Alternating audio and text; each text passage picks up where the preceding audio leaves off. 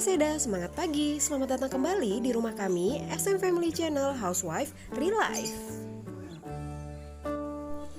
Untuk Eda dan Mam semua yang masih tetap setia menemani channel aku sampai saat ini dan masih mau klik video ini, aku ucapkan terima kasih ya. Terima kasih banyak.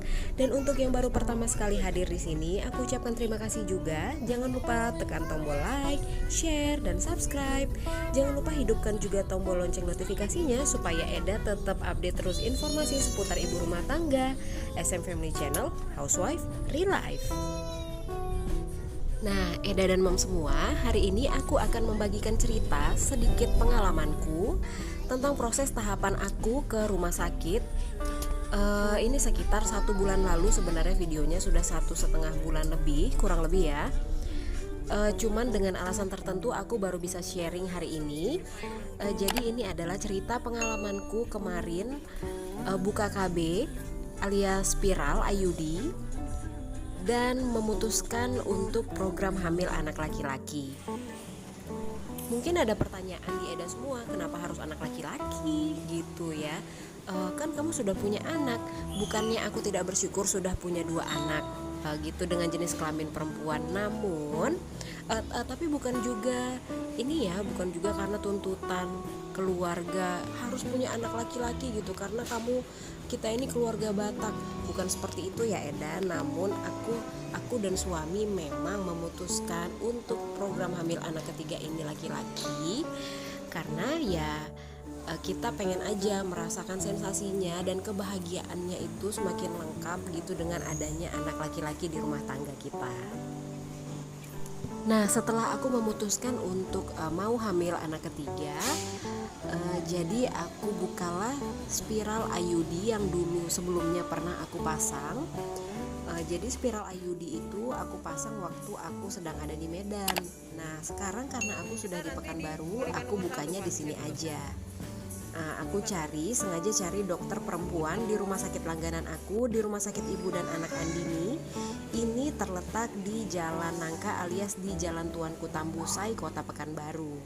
Nah, Rumah Sakit Ibu dan Anak Andini ini memang sudah langganan aku sejak aku pindah ke Kota Pekanbaru ini.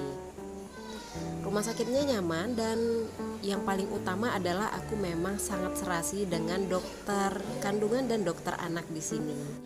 Nah, hari ini aku ketemunya sama jadwal dokter yang ada aja. Yang penting dokternya perempuan ya. Soalnya aku mau buka spiral IUD, jadi aku pilihnya dokter perempuan. Kalau aku nggak salah ingat, ini namanya dokter Rika Effendi. Kalau aku tidak salah, mohon dikoreksi ya. Mana tahu ada viewers atau teman-teman dari Rumah Sakit Ibu dan Anak Andini yang tahu ini dokter siapa, mohon bisa dikoreksi di kolom komentar. Terima kasih. Nah, di dokter ini aku jelaskan bahwasannya aku pengen buka KB ku alias buka spiral IUD-nya. Dan dokternya biasa ya nanya-nanya pasangnya di mana dan sudah berapa lama, anaknya ASI itu berapa lama, ASI eksklusif tidak, begitu ya. Nah, akhirnya aku masuk ke ruangan seperti ini nih untuk buka spiralnya. Nah, sembari dokternya persiapan untuk buka spiral IUD-ku, aku juga udah mikir-mikir nih pertanyaan apa ya yang nanti mau aku utarakan, yang mau aku tanyakan supaya nanti nggak kelupaan atau ketinggalan. Di sini aku banyak bertanya ke dokter Rika SPOG ini tentang bagaimana sih sebenarnya tahapan-tahapannya itu apa saja kalau mau program hamil ke dokter gitu, menggunakan jasa dokter, dan apa perbedaannya kalau program hamil dengan usaha sendiri atau secara alami atau natural. Nah, setelah dari sini aku tanya juga tahapan beserta biayanya. Namun untuk biayanya sendiri mungkin dokter tidak bisa menjawab karena itu bukan tupoksi beliau. Jadi aku nanya biayanya itu di bagian kasir atau administrasi. Dengan bantuan penjelasan pencerahan dari dokter yang sangat lengkap tadi, Akhirnya aku dan suami di rumah memutuskan untuk melakukan program hamil anak laki-laki ini dengan natural saja atau secara alami, alias melakukan programnya itu di rumah dengan usaha kita berdua, mulai dari usaha makanan dan pola hidup. Selain itu juga aku banyak browsing-browsing di YouTube ya, atau di Google juga aku browsing soal pernyataan-pernyataan khususnya dari Dr. Boyke yang sudah terkenal ahlinya, bahwasannya bagaimana untuk program anak sesuai dengan jenis kelamin. Nah, kalau untuk program anak laki-laki yang aku tahu dari pernyataan Dr. Boyke adalah si suaminya itu harus jadi macan dan istrinya harus jadi kambing. Gimana tuh gitu kan? Mana tahu di sini ada moms dan Eda semua yang mungkin belum tahu atau yang mungkin belum pernah baca pernyataan atau nonton pernyataannya di YouTube. Jadi beliau itu Dr. Boyke pernah bilang macan dan kambing itu maksudnya adalah si suami harus banyak mengkonsumsi daging dan protein lainnya, dan si istrinya harus menjadi kambing alias harus banyak makan makanan yang berserat, sayur-sayuran dan buah-buahan. Seperti itu untuk gunanya untuk itu bisa makanan-makanan tersebut itu bisa mempengaruhi kondisi asam basa dari daerah misfi si istrinya. Selain itu juga dari sumber lain yang aku baca, makanan pedas, terlalu pedas-pedas dan asam-asam itu juga sangat mempengaruhi kondisi asam basa misfi. Jadi kalau untuk anak laki-laki, mau program hamil anak laki-laki itu si istrinya tidak boleh makan makanan yang terlalu pedas. Jadi belakangan ini aku coba untuk menghindari makanan yang cabai-cabai, walaupun itu rasanya sangat-sangat sulit sekali karena sudah menjadi kebiasaan dari dulu, karena aku sangat suka sekali makanan yang pedas. Tanpa ada cabai itu rasanya makanan tidak ada semangatnya, tidak ada seleranya. Namun demi program ini berjalan dengan lancar dan dengan bantuan doa juga pastinya, itu yang terutama. Semoga ini berjalan dengan baik. Nah, ini aku sepulang dari rumah sakit kemarin itu aku goreng-goreng sisa ikan maco, masih ada 2 ekor lagi, sudah aku goreng dan aku campur sama tahu aja mau disambal.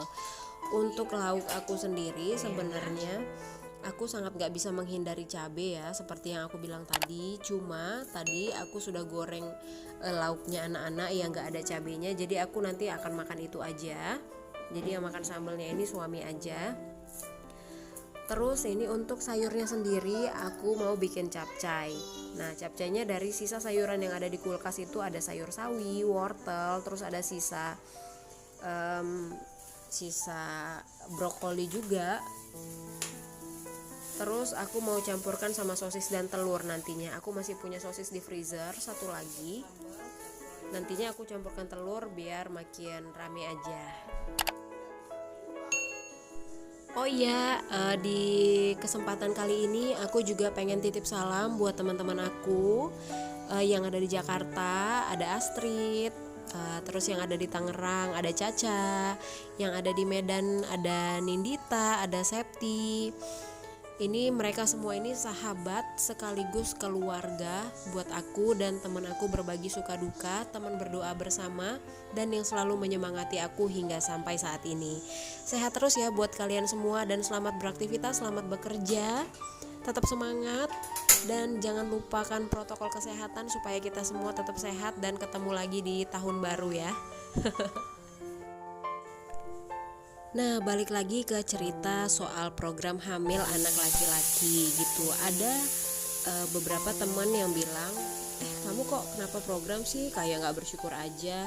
Tapi ada juga sebagian lain yang aku tanya, Mereka bilang ya udah setuju, kalau memang batas kamu adalah 3 anak, ya udah sebaiknya anak ketiga itu program aja kalau pengen dapat anak laki-laki gitu kan. Jadi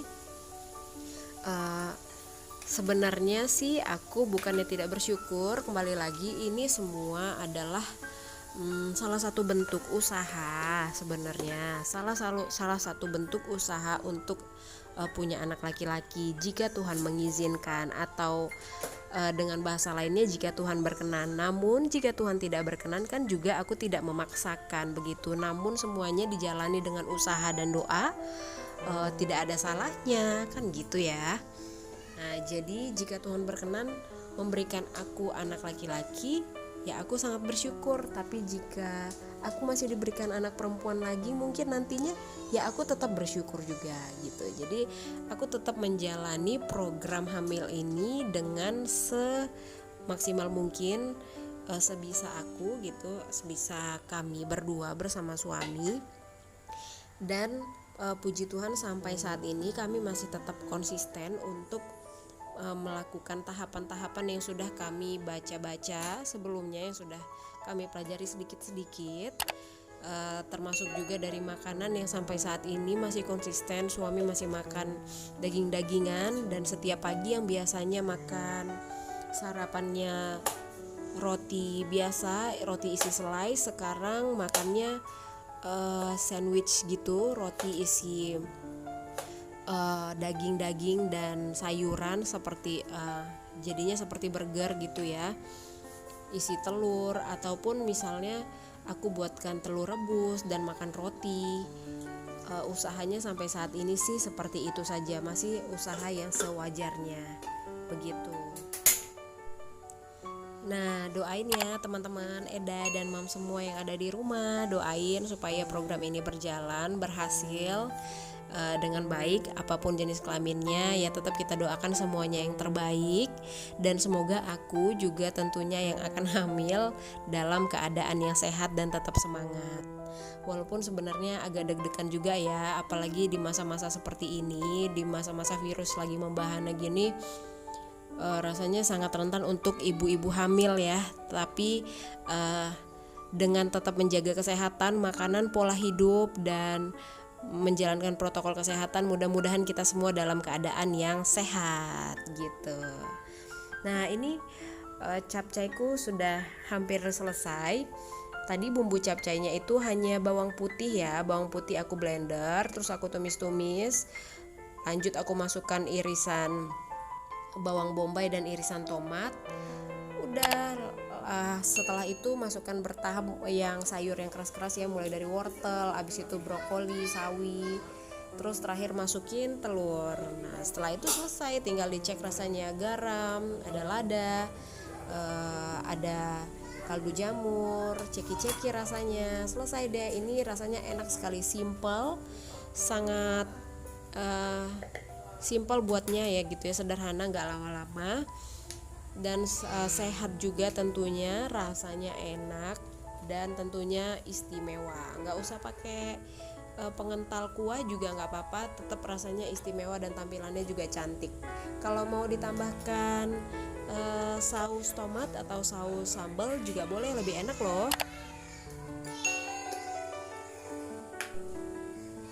Untuk Eda dan Mom semua yang masih tetap setia di menit kesekian ini, di menit ke-14 ya, terima kasih sudah setia mendukung aku. Jangan lupa aku ingatkan, tetap like video-video aku, ditonton juga, di-share ke media sosial kesayangan Eda, dan jangan lupa di-subscribe buat Eda yang baru pertama sekali hadir di sini.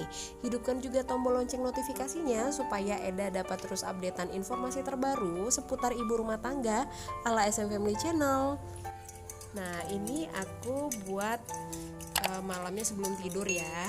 Habis makan malam aku buat jus jeruk peras yang udah aku campurkan sama larutan air gula, karena jeruknya agak-agak kecut-kecut gitu supaya suami dan anak-anak mau.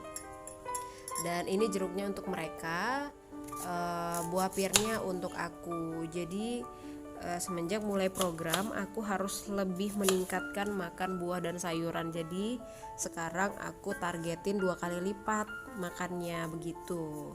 Biasanya makan buah-buahan itu tetap sebenarnya gitu, cuma ditambahkan porsinya menjadi 2 kali lipat gitu loh. Nah, ini salah satu buah kesukaan aku, buah pir. Kenapa aku suka buah ini, karena buahnya renyah-renyah gitu dan banyak airnya juga, rasanya segar sekali apalagi dihidangkan dingin dari kulkas. Nah, dengan berakhirnya malamku ini dengan potong-potong buah ya, sebentar lagi kami akan beristirahat. Semoga vlog hari ini juga bermanfaat buat Eda semua. Sampai ketemu lagi di vlog-vlog berikutnya. Horas, Mauliate, bye-bye.